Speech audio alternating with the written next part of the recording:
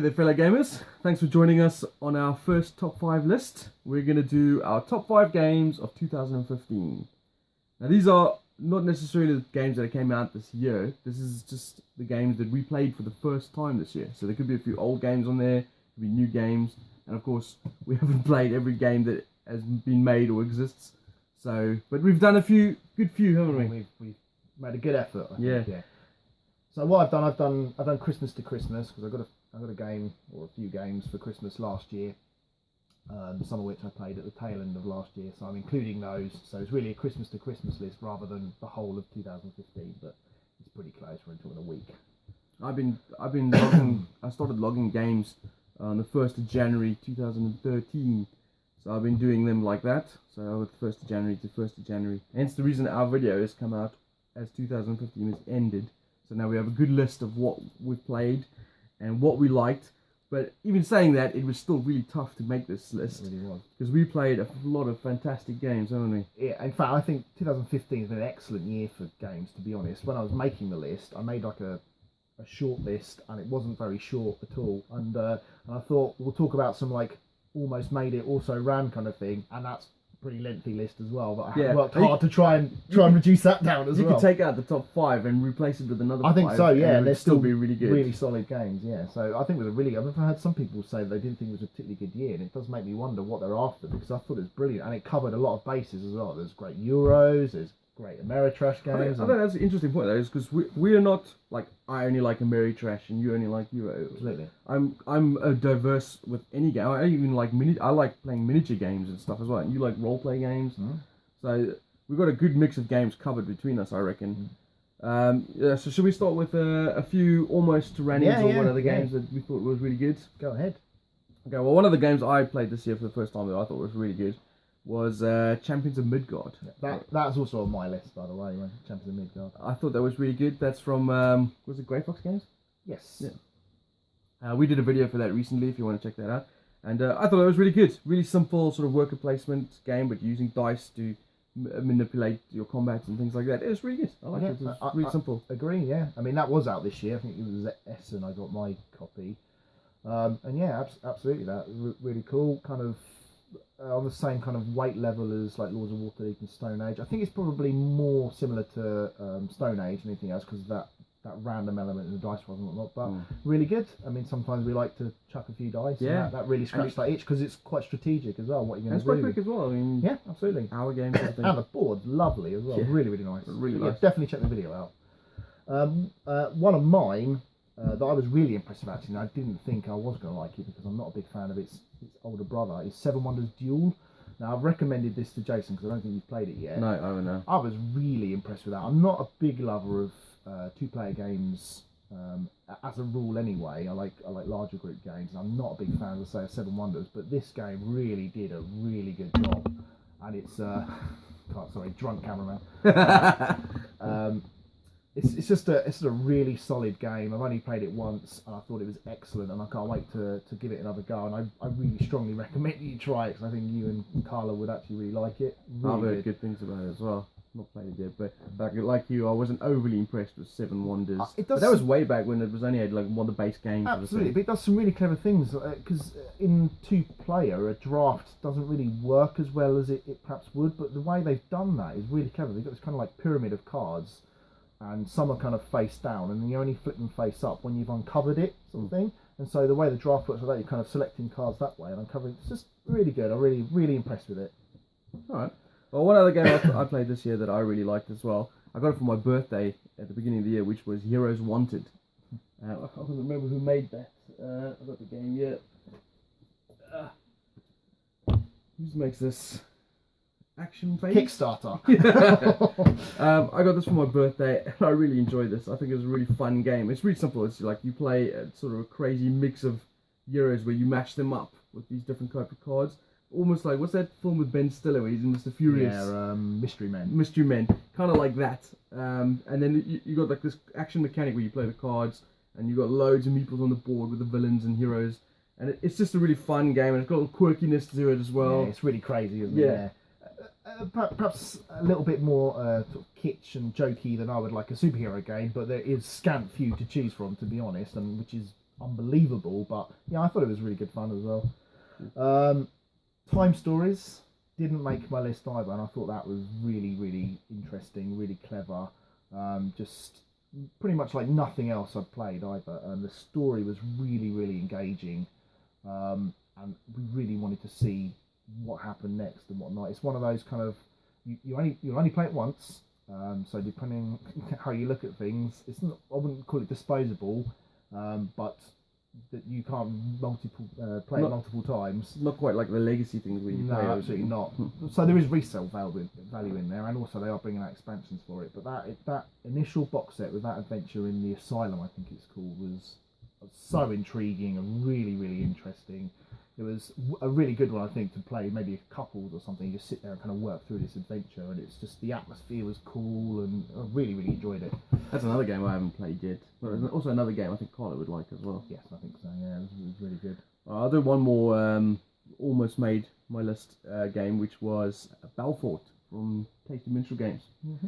I actually really liked Belfort a lot. I thought it was really interesting. A really simple worker placement game, but I kind of like the scoring mechanism. The higher you go up, the more you get punished a little bit. And then also the random guilds that come out change the game up a bit. And it's quite pokey, you know, for a worker placement game. There's a couple of times when we played a game where D was going all the... Well, the interactive guilds really do make it a bit more take that. And of course, it's a really simple... like, there's also loads of ways of gaining points and things like that. I like that. I like that in worker placement games. They do a really good job with Belfort. It's really straightforward. There's nothing overly complicated in there, and yet everything just gels and works together really well. I think they've done a really good job with that, and it looks really good. The pieces, Tasty Minstrel do some awesome looking bits. And I mean, the resource wooden pieces and things like that, they're just great. I mean, there's one that's metal and it's kind of shaped like an ingot, and it's slightly glittery as well. I mean, that's wholly unnecessary, but it looks amazing. Also, kind of like Stonemaier games, they also do really good bits for games. They really do, yes. Right, well, I'll do one more as well. It's a difficult one because I've got a big list, but I have to say I'll probably give it to Splendor for a game that I played this year. I think it's not a long game, but it's just everyone that plays it thinks, yeah, this is what everyone that, in our experience that plays it just thinks it's really cool, just a solid game. I've played it with non-gamers and gamers alike, and it's not particularly social, because in my experience we've just sat there with 4 players and no one says a word. I was going to say, it's the quietest game I've ever played. Except the odd curse word when someone takes a card you want. But other than that, it's just a really solid, just engine building game. First past the post kind of thing. And there's something about the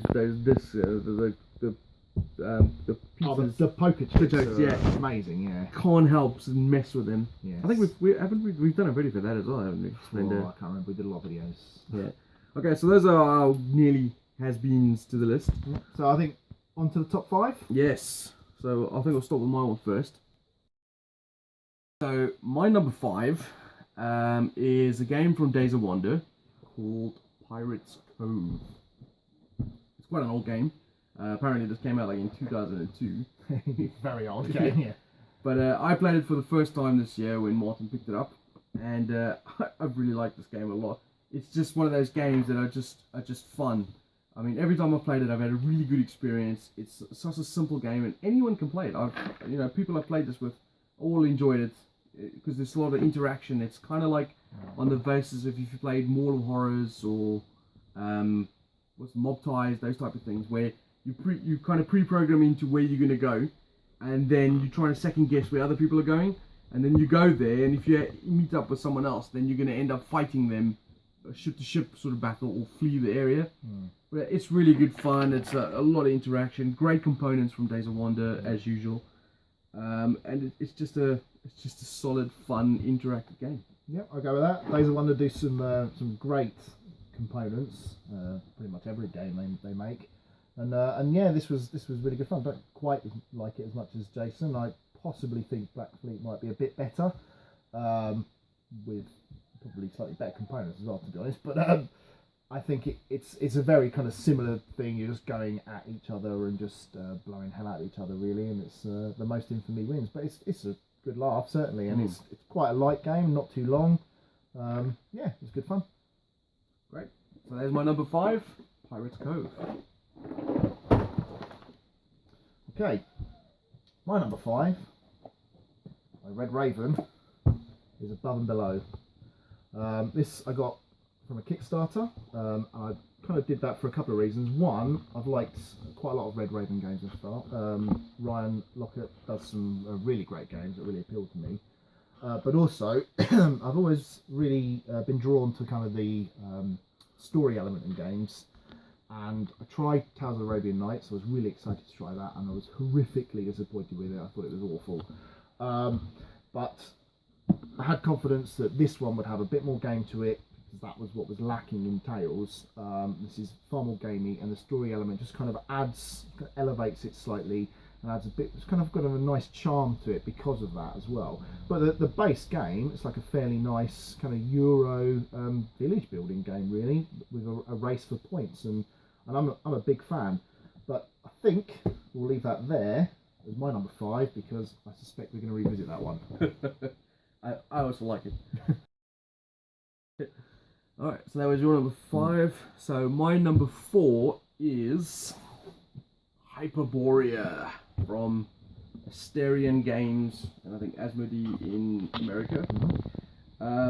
This, I don't know what it is about this game, other than the awesome artwork, which is not really reflective of the game. Slightly misleading, certainly. It's just, I like bag building games. I've just recently acquired King's Pouch. You've got Orleans, and I enjoy both of those massively as well. It's just something about this game that I really like. I like, I don't know if you can see at the back here, but I like area control games anyway. I like sort of miniature combat based games, but this doesn't necessarily have to be a miniature combat game. And I like technology in games, and I like different ways you can score victory points and things like that. And this game has all of those. It has these great little mechanic of where you draw the cubes out of the bag, and then you use the various colors to activate certain actions. I just love that. It's just a really cool, interesting game that has so many facets to it that I just can't help it. Every time I play it, I want to try a new way of getting victory points, new ideas.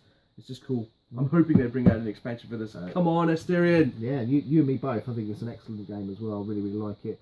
I mean, pieces are really nice. With every faction has their own miniature sculpt, which is really awesome. Each faction has racial abilities, which make them kind of feel different to each other.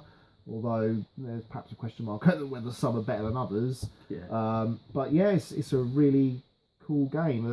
There's quite a lot of mechanics in there that they've done to kind of alleviate one person being picked on relentlessly by another person, because after a while you stop gaining benefit from that, and you're kind of almost forced to diversify to get the most points. And yeah, it's a really solid game, and I really hope that they do expand it, and I'd love to see where they kind of move it to. And to be honest, I'd like there to be a bit more to it in terms of length, I think. Yeah, because we've been tempting around with some home rules as well. Like for one, where a faction, like say for instance, if you're playing these the Green Alban guys, you get one of two starting powers. We've used a rule where you can have both in the game.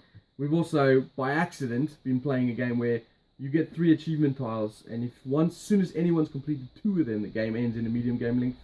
Where we've played, you have to completely... Yeah, there's 2 of each, I think, isn't there? Yeah, and as soon as 2 piles were empty, we were playing before. Which I don't think detracted from the game at all. It made Absolutely not at all, yeah. Super interesting stuff. I mean, it's not like we do like longer games. It's not like we gravitate towards the longer games, but just... I almost feel that this ends a little bit too quickly, because there's so many things you want to do in it. As soon as you get into the meat of it, it's like, now we're done. I mean, to a degree as well, I think I'd like the land to be a little bit bigger as well, but because it just gives you the exploration in it is fairly minor, because after probably 2 turns, everything's uncovered. It would be nice to actually have that kind of feeling of exploration in there, and then encountering other people as well. But I mean, I'd like to see where they go, and maybe they'll go in that direction. Who knows? But, yeah. But that's not to say it's not a great game. It is a really good game. Well, it's made my number 4, and that says it all. Yes, indeed. Yeah, so that's my number 4, Hyperborea. My number 4, which was the gift I got from my sister last year for Christmas, is Chinatown by Z-Man. And I think it's a great game. It pretty much rises and falls on the group you're playing with, but it is pretty much pure negotiation, I would say. You're wheeler dealing and trading for the best locations on the board and the best shops, and trying to just accrue the most money after, I think it's 5-6 turns, something like that. And I've had some superb games of this. One less worth mentioning, but but even that actually turned out to be very good in the end. But it was a couple of crosswords, should we say, as it went through. Played a brilliant game of this at the Expo last year. And even though Barney from the CCG and Board Game Social spilt a bottle of cider over it, I still loved it. It was an excellent game. Do you still love Barney? Yes, he replaced it. This is a brand new copy, and he's got the cider infused one, which will please him. But yeah, I mean, it was a superb game. Everyone had a great time. I think there's something about this that really appeals to me. I like wheeler dealing in games anyway, and trying to make deals where possible. And this is all that. It's pure negotiation and trying to get the best out of trying to make deals that appeal to everybody. But obviously, you're trying to eke out the best for yourself and whatnot. And yeah, so that's mine. I like this as well. This made my short list. One of the reasons why I like this game so much is that when you're playing the game, you don't really know who's doing that well and how well you are doing. Absolutely. So it all revolves around trying to manipulate what you think is doing well and trying not to let them do better. And then when you get to the end of the scoring, it's just like everyone's so close. I mean, I think, didn't we play a game where the first place and first place was like within $1,000 of each other or something? I've had one that was within about $2,000 or $3,000, which is, I mean, the 1,000 is the lowest quantity of money, so that's very close. Yeah. It's a fantastic game. It's really cool. It's really simple as well. Yeah. Like you said, it revolves all around the group, so, you know. Yeah, a little bit. I mean, you have to be prepared to make deals and whatnot. But, I mean, it's fairly obvious. You've got a little cheat sheet which shows you where you get money from and how much you'll get. So it's generally reasonably obvious where a trade's good or not. But yeah, I love it. And I think it's like a gamey version of Monopoly, because Monopoly supposedly about all the trading side. I think it's got like the random move and whatnot. You're not really in control of what you're getting there. And to be fair, to a degree, you're not in control of what you're getting here because you're randomly dealt a lot of things. But then the trading element's so freeform that you're then trying to make the best of what you've got and trying to appeal to people. And so I've never seen a game of this where someone has been completely screwed and never got anything decent. Because even if I played this once where I didn't trade with anyone, I just wanted to see how much I could do. Didn't work, right? No, it didn't work. But I never felt like I was getting screwed because I constantly gained money from just the things I was sticking down on the table randomly. Absolutely, yeah. So yeah, I enjoyed this game a lot as well. It's really good. Tip top. My number 4. Alright, so what's my number 3? Oh yes. My number 3, you might have seen this already, is Above and Below from Red Raven Games and Ryan Lockett. I really like this game as well. Very similar to Martin as well. I also had a really shoddy experience with Tales of Arabian Nights. To be fair, it was the same game. It's long and boring and it's just a stupid game. But this was just a lot more my street. I mean, like I said before, I like ideas where you can create different ideas and come up with different ways of scoring points.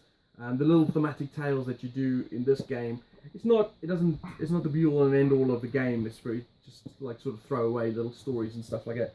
But they add a little flavour to the game and they make the game stand out a bit more. And I like the idea of the theme of digging below into the ground, going deeper and deeper to find interesting stuff. The choices you make are generally quite obvious, but still really fun. And it's just got some fantastic components. I slightly disagree with that point, Jason. I think there are times when, because the way the encounters work, you have like the options that you can do, 2 or 3 options, and then you'll read out how many successes you need. So let's say you might rob the merchant, you need explore 4, explore 7. You think, well, explore 7, I need a lot for that. That's obviously going to be the best option compared to the help the merchant, which only explore 5 for. And then you do it, and actually it doesn't turn out to be that great after all. So I think it's a little bit of bait and switch in that regard. What I meant was rather, I can't get 7, so I'm... Granted, but then, you can do things to mitigate that and push your people and whatnot, injure them and whatnot. So I also I really like, Ryan Lockett does the artwork and the design of the games for these. And there's something about the artwork of this world. Have we stopped? What did you do? Something about the artwork that I like about this, the sort of world with the pig men and the lizard men. There's a bit of whimsy. Yeah. And I'm pretty sure his games are all set in the same world as well. Certainly... the City of Iron seems very City similar. of Iron's got the pig guys Islebound, the new one. Yeah, Islebound is. In fact, I did approach Ryan to get him to do try and do a crossover between Above and Below and Islebound, because I do think there's scope in there to do that. I'd love that. That would be awesome. Well, absolutely, yeah, me too. But I mean, he's obviously got some firm ideas of his games, and he seems to really gravitate towards games that do not overstay their welcome. And I have a feeling that he does quite a lot of different games as well. I mean, you got like this one, which is a story-based one, and then we've also played the space one, Empires of the Void. Yeah. Obviously, City of Iron is a bigger scope type thing. 8-Bit Empire. 8-Bit Empire, he's got Artifact Sync. Personally, I think he's making his way through every genre, going, I'm going to smash one. I'm just going to do this. Well, there you go. That's Above and Below. My number 3 from Red Raven Games. Okay, my number 3. And I feel like I've been the advocate for this game for the whole year since I got it. Is Biblios, and I love this game. It's by far and away my favourite filler to date, anyway, and my third game of the year. My go-to filler at the moment, and it's my third favourite of the year. I picked it up at the Expo in early June last year, and I've played it in excess of 30 times. Did you get this in the match trade? Not the match trade. No, Bring and Buy. No, not at all. I bought it new, sealed. I'd heard that it was supposed to be a good game, and I saw it on a random stall for a good price. I thought, screw it, I'll buy it. I bumped into a friend who said, this is worth staying up to learn. And it's like, I'm working on the stall, so I can't. And we learnt it when we got back home, and man, I was blown away. It's like a drafting game in there, but the drafts are really interesting because rather than you having all your options at once, you're drawing one card at a time. So you've got that push your luck element. You've got the dice just represent points, and you can manipulate those as you go along. And what's such a great game. Plays in half an hour, and I couldn't be happier with it, to be honest. It's one of the best 15 quid I've ever spent, I think. I wasn't aware that you liked this game that much. Really? I think it has come up once or twice through the year, and pretty much every Facebook post I've ever made. I like Biblios as well. Since you showed it to us, we've been playing it quite a lot, and I don't think I've had a bad game of this. It's just, like I said, it's really fun, really quick. Funny as well. I've had some really hilarious moments in the game, and considering what happens in the game, it's surprising that happens. But yeah, man, I really like it a lot. A lot. I definitely recommend this if you're looking for a filler game. And I mean, Dr. Steve Finn has got a few other games on the go. And he's actually I've got the Biblios dice game, which we'll do a video for soon. I haven't played this yet.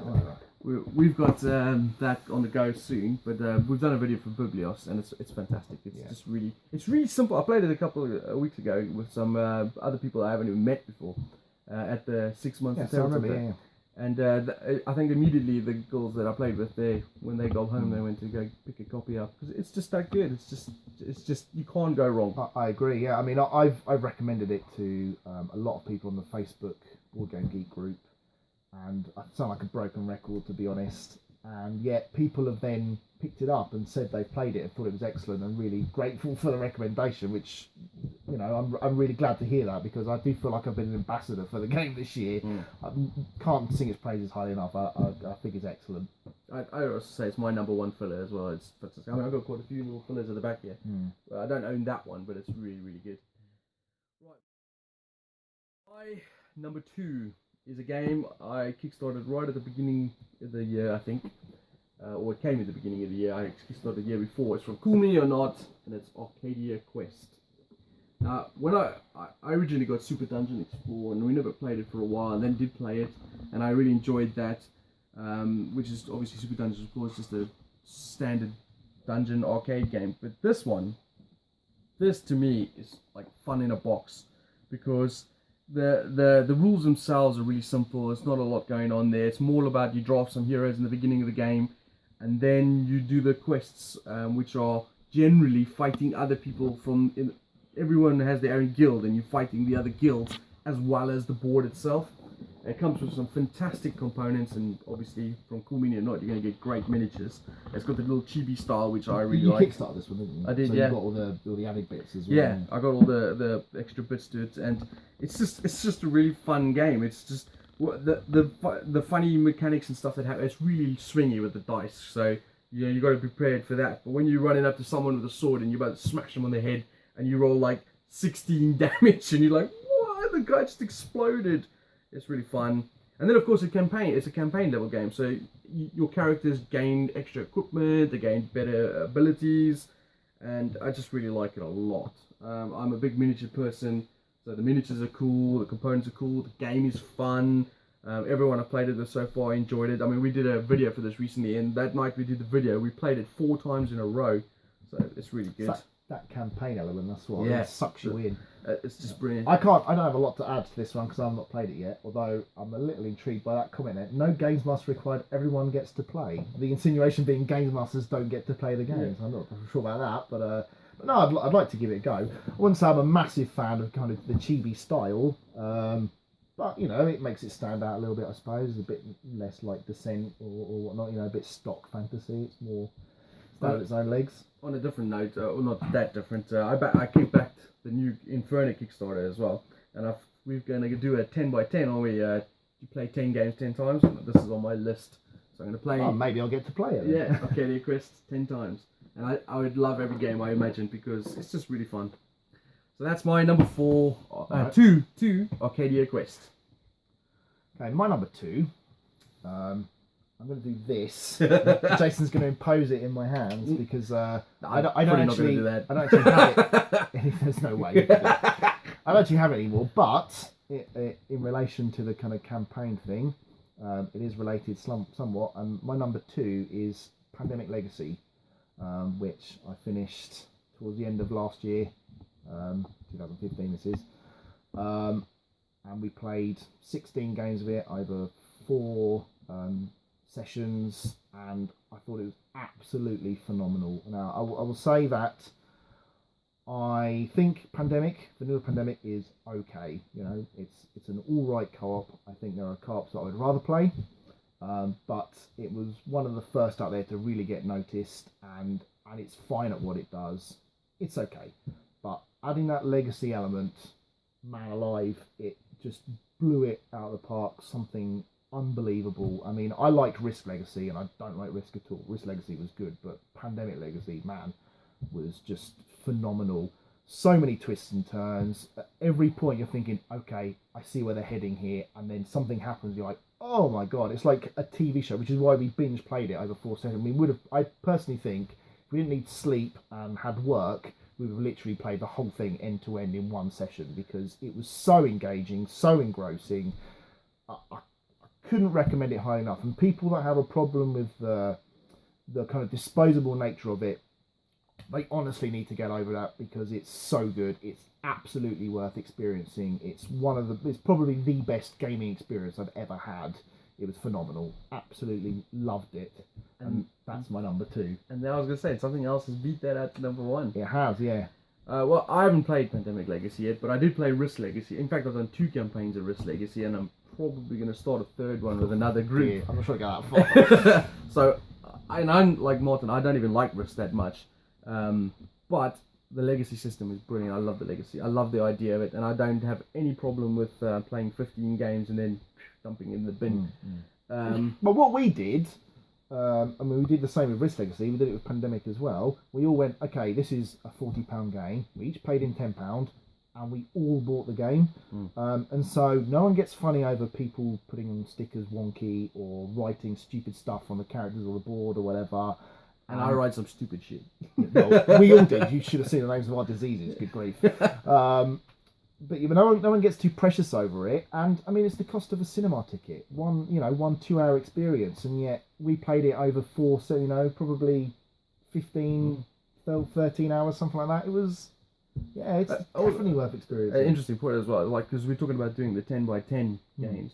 And that's like an achievement to play 10 games 10 times. Absolutely, yeah. And to play like Risk Legacy, where you play 15 games, and we did that also when we did the Risk Legacy. We did in a 2-month period. Yeah, we did it very quickly. Yeah, because it was just fantastic. And same with you guys with the Pandemic Legacy. You played that in a 2-month period. Those Legacy games. They seem to have that just one more. But it's like binge watching a box set basically. It's I need to see where this goes. Yeah. I constantly just want to just one more episode, just one more game. Just one, I I don't know what it is about it. It's like draw. I have that same sensation when I'm playing, like, say, Civ on the computer or something. Just one more One more turn. turn, yeah. One more turn. I need to go to bed. Oh, just one more turn. Absolutely.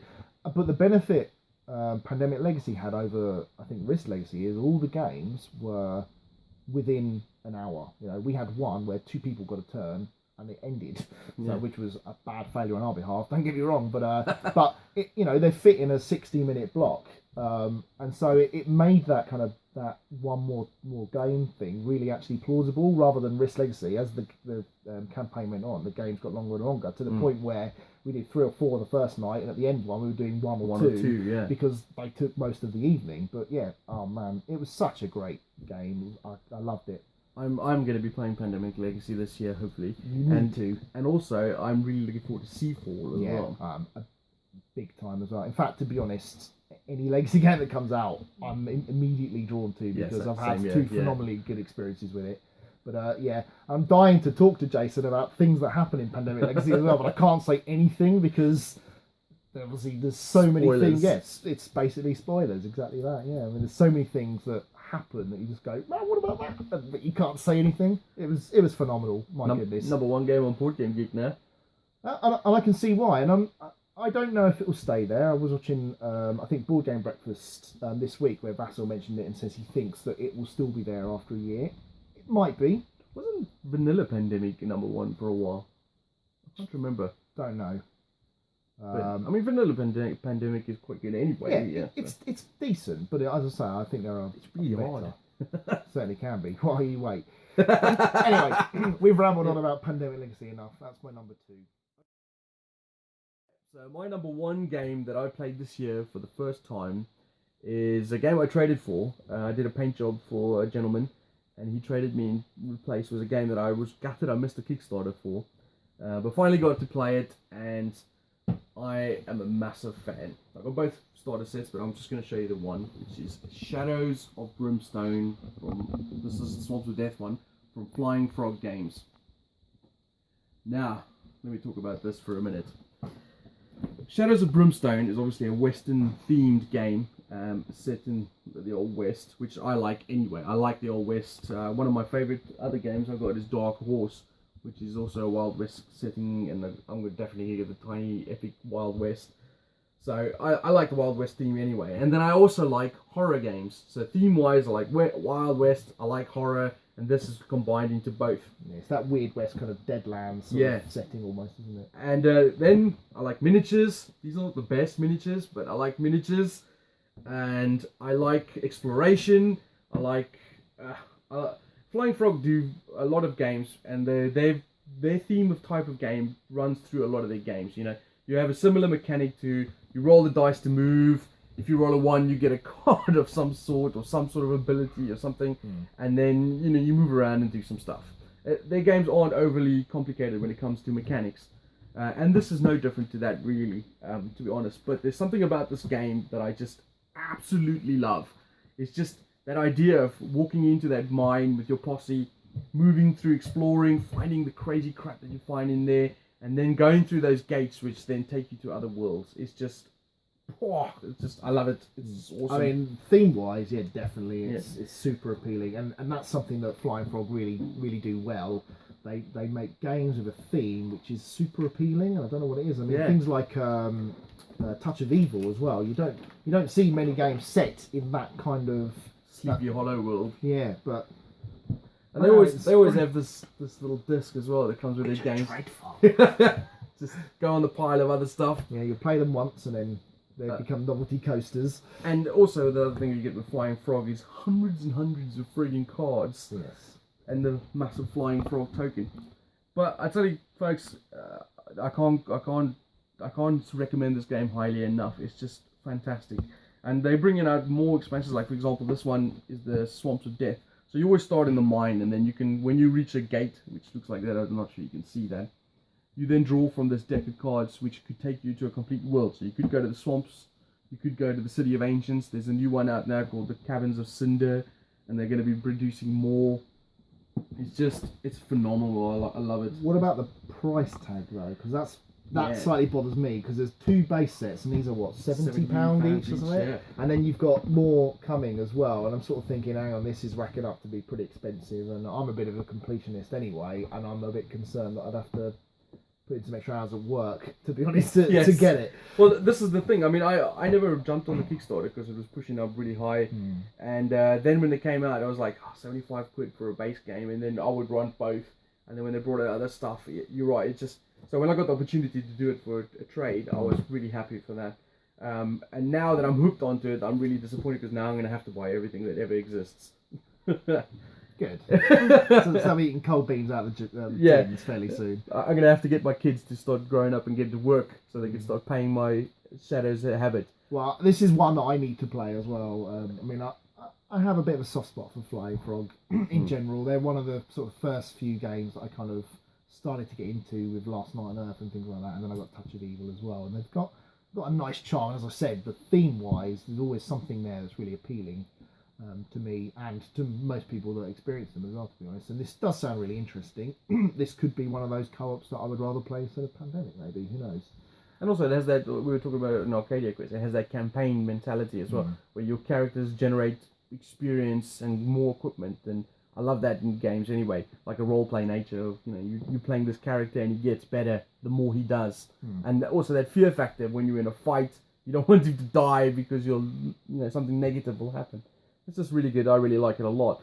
And I haven't played a lot of it because I want to get everything painted up and look really good for when I do play it. And when I do that, I'm going to do a video series so you guys can check it out, where we're going to have I've everything. been playing that as well.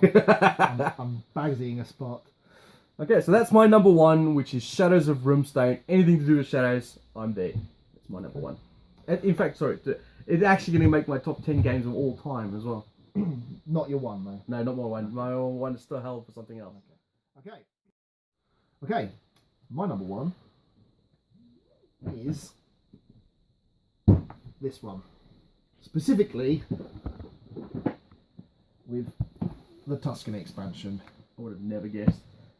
Yeah, it's phenomenally good. Our friend Ash backed this on Kickstarter, and he brought it along, suggested we play it one night, and I have to say my enthusiasm to play it wasn't especially high because like winemaking didn't really sound that interesting. A couple of turns in, I thought, I really like this, and then by the end of the game I thought, wow, I think this game's superb, I love it, and I immediately went and ordered both of them, and I got the coins in here as well. I'm a little bit gutted that I haven't got the nice kind of collector's wine crate thing that comes across that he does have, but Stonemaier did an excellent job with this game. I mean, component wise, like the artwork and pieces and whatnot are all brilliant, really, really good.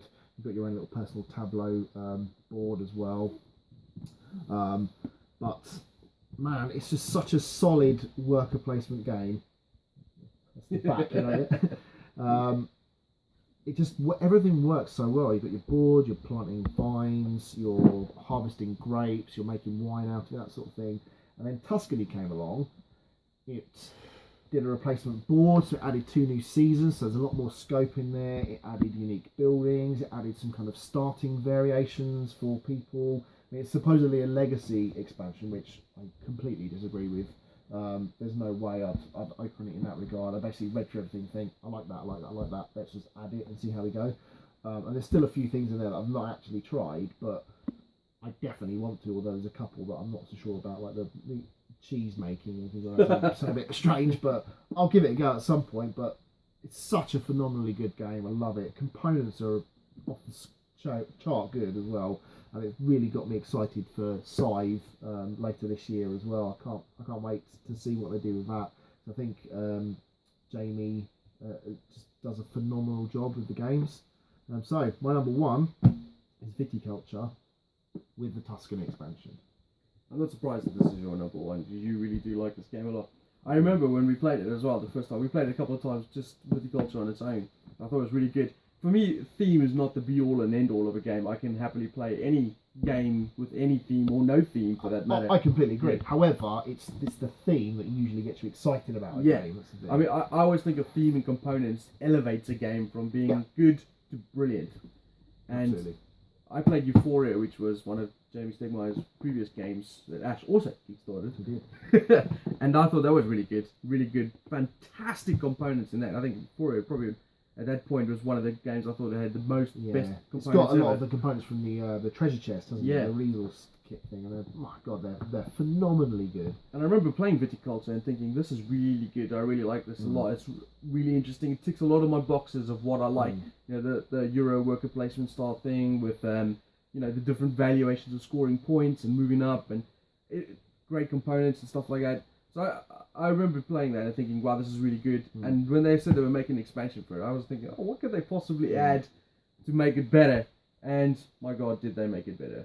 Well, I mean, the introduction just in the base set of a Grande worker, which basically, it kind of breaks the rule, if you like, of standard worker placement games, which is you can use a Grande worker to go in a space that's already occupied, just immediately made it so much better because you don't have that, okay, I need to do this as part of my strategy, oh no, I'm screwed. You've always got that kind of, okay, I desperately need to do that, and I've got my Grande worker that enables me to do it. And that was just one little change they made in the base set, which just really elevated it. Some of the stuff they added in the Tuscany expansion, which was so much good, like the Mamas and Papas are like a must. You must play with that. I agree, it's like a variable setup. So everyone starts with slightly different stuff, and you can, because you get dealt a couple of each, and you can go, okay, well, I think I'd like to go this sort of route, and this one enables me to do that, so I'm going to choose this. And then I really like the Structures expansion. Me too as well, I like it a lot. That's really good. Unique buildings, essentially. The new visitors, I think, are really always good. Yeah. And then, I haven't actually used this properly, the special workers, but I like the idea of them. Yeah, they sound interesting, certainly. Although I have heard comments that, why would you ever buy one of your normal workers when you've got your special ones available? But for me, the expansion is all about the replacement board. Yeah. But far away. That little star system in the corner, and the way that the turn sequence works now. The turn sequence is much infinitely better. You've got like an area control bit down there where you're kind of controlling regions in Italy, and the 2 extra seasons as well. So unlike other games where you've got your pool of workers and you get them back at the end of a turn, if you like. Well, to be fair, that still happens, but you have to kind of ration them, go, okay, do I need to do anything in spring? Because if not, I'm going to save my workers and use them in summer, or use one in summer and then save the rest for winter when I want to be fulfilling wine orders or something. So good, and so many options as you go along. I think it's really superb. Yeah, it's a great game. If we had did a top 10 as opposed to a top 5, I think Viticulture Tuscany would have made my top 10. It's just fantastic. Well managed, well produced.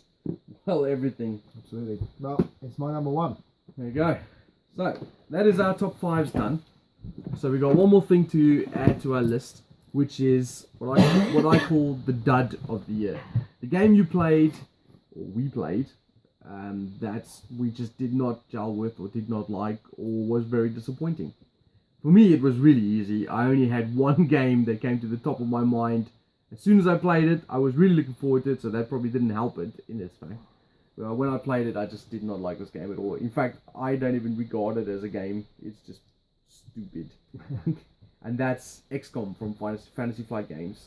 It's just, for me, it was an utter disappointment. I mean, I'm a massive XCOM fan in terms of the computer games and those type of things. I love the theme, I love the idea. But when I played this at the expo, and I was left gobsmacked that Fantasy Flight and Eric Lang, two of like some of my favorite companies and game designers, could make utter dribble like this. It's just terrible. Super disheartening as well, because I mean, who doesn't love XCOM? Yeah. For a start, and it's just like a random. Basically, the app tells you exactly what's happening. You have very limited kind of options in what you're doing as time goes on. That is the major problem I had with this game, was that there is no choice to make it. It's like I don't mind apps and games. Not at all. In fact, the app was actually really good. It's a really clever app and that sort of thing. Absolutely, yeah. And the music has tension and things like that as well. And I like the idea of the tension and stuff. It's just like, you know, when there's a choice that comes up, we either do this or we lose. Yeah. Fine, we have to do that. Then there's something else. Well, should we do this? But if we don't, we're not going to win. Well, then clearly we have to do that. This is no choice. There's no game here. And I was like, you know, they've got the air defense thing. Well, I'll send 3 ships to fight that. And then it comes down to a dice roll. Unlucky dice roll, they're all dead. Well, that's that then.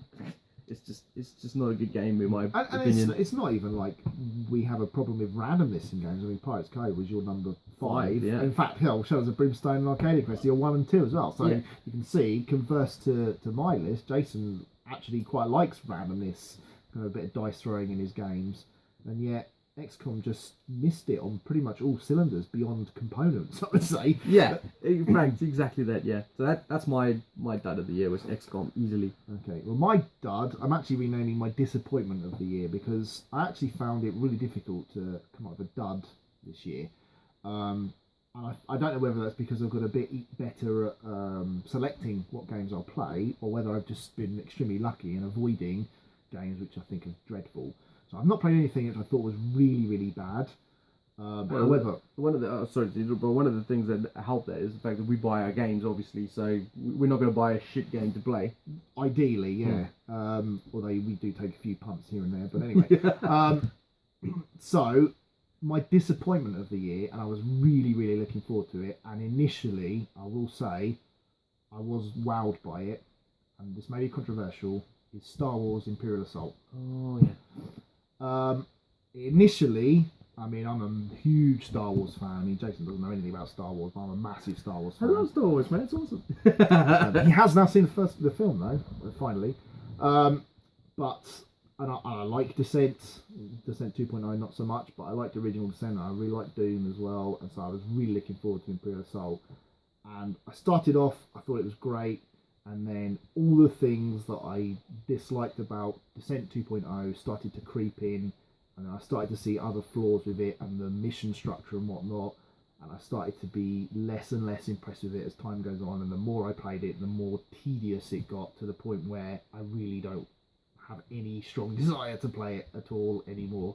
And I'm so disappointed because Star Wars plus like a dungeon bash type game where a character you build up and get extra weapons and all that just sounds phenomenal, but it just missed it completely for me, and I'm so disappointed that I have that feeling towards it, because I really wanted to like it, but unfortunately it's the dud for me. I didn't. You played in about 3 campaigns of it, didn't you? That probably didn't help, to be fair. But I didn't play a campaign of it like Martin said. I'm not the biggest Star Wars fan like he is. It's not that I dislike it or anything like that. But I do a lot of painting, and I've painted something like 3 or 4 sets of Imperial Assault already.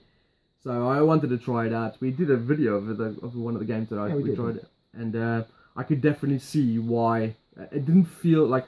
The problem I think we have is that we love Road to Legend, which was a campaign setting of Descent. I mean, all the stuff we loved about Road to Legend and Descent First Edition was taken out of Descent Second Edition, and almost made it streamlined and less interesting, if you like that way.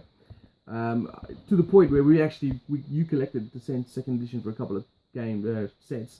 We played it and then sold it all, or he sold it all, because it just didn't float our boat. It just didn't do it for us. We kept thinking, well, Road to Legend is better. You know, I'd rather play Road to Legend than... I mean, they completely missed it with the campaign structure in there. And I have to say, Imperial Assault does improve on a few things in Descent 2.0 for a start. I definitely think what they've done with the resting, they've kind of removed healing potions, if you like, and brought in a resting mechanic. But a lot of the missions are time-based, essentially, so do this within 7 turns or you lose. And so that resting thing is almost impossible to do, and it means that you're running through missions to try and get it done in time and things like that. And it was just frenetic, and it didn't feel very Star Warsy to me at all. Interestingly enough, because I never played in the campaigns, but I listened to some of the campaigns you played in, and some of the other guys who played in other campaigns as well. They all said very similar things. You know, it was like the race missions were always kind of like won by the one side, and then the Darth Vader side. Imperial. He knows Star Wars. And the others, the non-racy missions were always won by the non-Darth because Vader you've got people. that rest mechanic. See, as I said, that's better than healing potions, but it was all thought out, because as soon as you remove the time limit, you can just do a double rest in your action. There's no detriment to doing that, and essentially you heal up. So all these resources that the Imperial player spent on ticking you down and trying to wound you and stuff are then suddenly all gone, because you've rested up completely again, and you're just like, ugh, it's like beating your head against a brick wall. Whereas like the race missions, the ones against time, there's no time to rest at all. So it's literally, I mean, I remember having missions where it's like, how on earth are we supposed to do this? You know, we are ill-equipped to do this, and we have to get everyone out of this area to win and things like that. It's just impossible, and I'm sad to say it was the one for me. Unfortunately, I haven't played XCOM, by the way. So ironically, we're on the flip side of that, because most people love the Ascent Second absolutely, Edition. yeah. And obviously Imperial Assault, because it sounds like crazy. So we're obviously in a minority in this. Absolutely, yeah. But there you go. That's our top 5 games of 2015, and also our dud of the year. If you enjoyed any of the games that we played as well, please comment below. Do you have anything else to add to that? No, keep watching our videos. We'll endeavour to keep bringing them out. Yes. We got obviously another shed load of games we want to play this year. Loads of ideas and stuff that we want to put up on the videos. So thanks for supporting us, and keep watching our videos, and enjoy the rest of the year.